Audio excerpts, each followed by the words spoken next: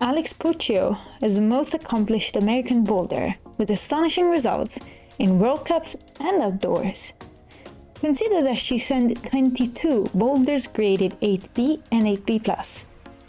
But this video won't be on her incredible strength or ability in coordination moves. Today we're talking about a professional climber with fear of falling. I'm not fucking falling. Come on, next one's good. When I told my friends that I was going to make a video on how Alex Puccio is afraid of falling while bouldering, they were very skeptical. How can Alex be that scared if she does incredibly sketchy moves during comps? Actually, we know that Alex was afraid of heights since the very first time she stepped into a climbing gym at age 13. My mom, Kim, she got us into climbing about a year after she's already been climbing. And I was about 13 years old when she first took me and my siblings to the climbing gym. Well, Alex first tried to get on the wall and she was scared to death, rope climbing. And she went halfway up like a 5'8". And still today she admits of being afraid of falling while bouldering and lead climbing. Even though it doesn't seem super tall, like I'm more of a kind of a scaredy cat sometimes. And Come on, Alex. you got me? Yeah, we got it. Come on. We got you. Come on. Okay. If you're struggling with fear of falling, well, here you go. Pro climbers don't always have nerves of steel. This applies to any speciality. Stefano Ghisolfi also said sometimes he has to engage into some falling practice to be able to fully commit to routes. Tom Randall did the same on trad while working on his latest project. Looking down there, and this is the fall that I'm kind of a bit nervous about taking.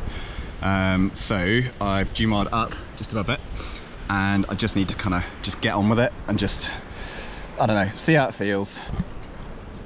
Okay, so, oh my God, I just gotta go for it. Okay. Ah! Holy smokes! Holy!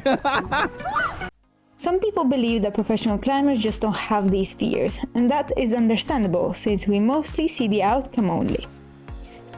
Tom goes through the run out. Alex sends a boulder first try. In reality, there are two different processes that can lead to the same outcome, that is, being able to reach your goal. And these are desensitization and fear management. Desensitization in psychology is a treatment or process that diminishes emotional responsiveness to a negative, aversive, or positive stimulus after repeated exposure to it. This is why some people say, fear of heights is really just basic. You just need to confront the fear.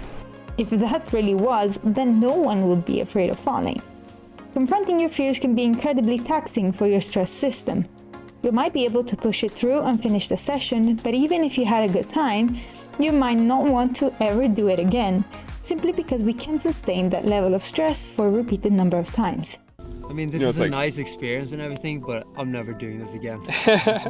okay, one, realizing the fear is okay, but two, like if I want to overcome that, I take baby steps sometimes and not just, give it everything right from the beginning. I take also, not like as you're warming up, I also take warm-up falls. A good, structured fear of falling program will start with things that need to be well within your level of comfort at first, and gradually increase the level of distress. This impacts motivation in many ways. At first, the end goal seems very far, and you get demotivated. Then, if you increase the level of stress, it becomes mentally very taxing. This kind of training also requires a lot of patience. People ask you questions like, how many climbs do you do? And like what do you do to train? And it's like hard to convey just how much time you can spend out before you feel comfortable like this. Not to mention that it's important to be with someone you trust. But then, the more you will improve with your fear of falling program, the more you will realize that the threats are not only inside your head. There are real hazards in our discipline, and there is a certain point in which you can stop being afraid. Your anxiety might decrease, but you will still feel your autonomous nervous system reacting, and there the second strategy comes into play: fear management. Try and imagine yourself as a World Cup climber. No matter how many competitions you have won, when you go to the Olympics there will be an increased level of anxiety. It's the highest level of pressure you will ever experience in your life. It's useless to try to convince yourself that you don't care, that there is no threat. You sacrifice so much for years for those few minutes on the wall.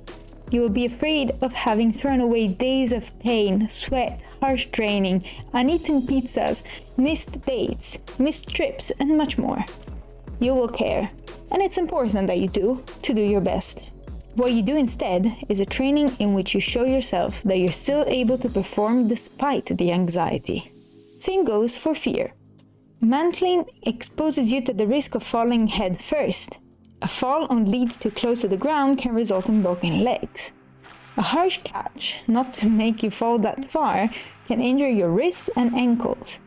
A dynamic move on a boulder can lead to knee injuries or hurting your neck. In this case, you start with risk management.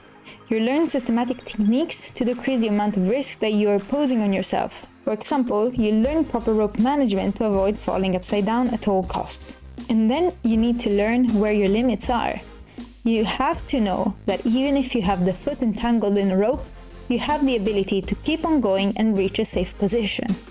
It's about the confidence that you have in being able to be in control when you don't feel like you have control. It's about mental toughness, grit, self-efficacy. It's the confidence in knowing that even if things are not going the way you expected, you will manage. And this is Alex's superpower. She's so good at this that many don't even realize that she is genuinely afraid. Are you also afraid of falling? I have a whole series of videos on how to improve your fear of falling on rope or while bouldering. Check it out. I'll see you in the next video and stay psyched.